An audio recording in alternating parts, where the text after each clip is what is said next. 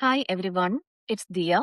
I'm here to share one of the story that one of my mentees shared with me a few days ago and my insights as a leader about that specific scenario that he shared with me. Let's get into that. In every organization, there comes a moment where the truth about leadership can no longer be hidden behind titles, tenure, talking points, or metrics. That moment arrives when a leader stands before a team and asks them to read leadership books to learn how to lead, especially after 4 or 5 years of holding the title. Real leaders don't announce leadership, they practice it. It is not the number of people you manage or the size of the budget you control.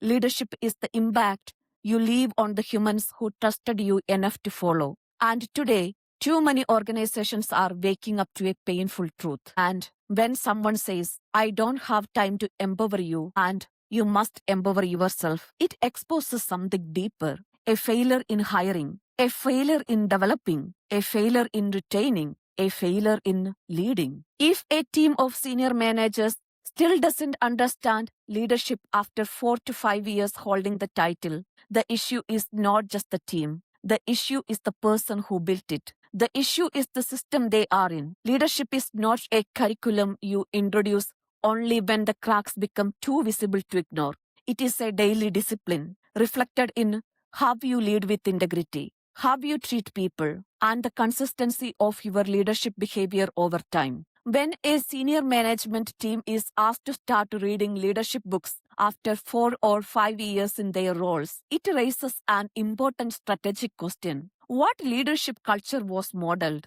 reinforced, and expected during those years? It also invites deeper reflection. Were decisions fair and ethical?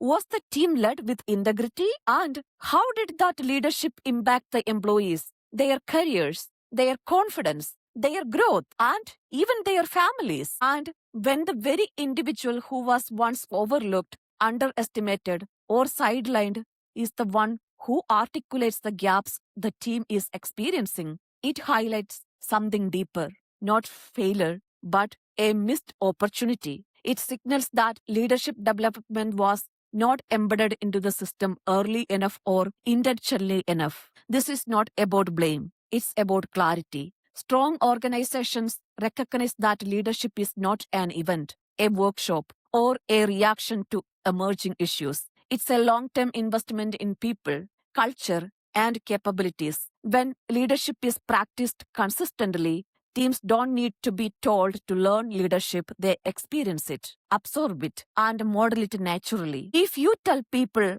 I don't have time to empower you, empower yourself, you are already revealed the gap. Empowerment is not a task you delegate. It's a culture you create. And if it takes the very employee you once underestimated or blocked from opportunity to point out that your team lacks leadership, that is not just a feedback, that is reckoning. When this happens, it signals that the system failed long before the moment of truth arrived. The real opportunity lies in acknowledging the gap, elevating the standard, and building a leadership culture that is proactive, not reactive, intentional, and not incidental. What real leaders do and why it matters. Real leaders listen deeply. They don't silence voices that challenge them. They don't silence truth.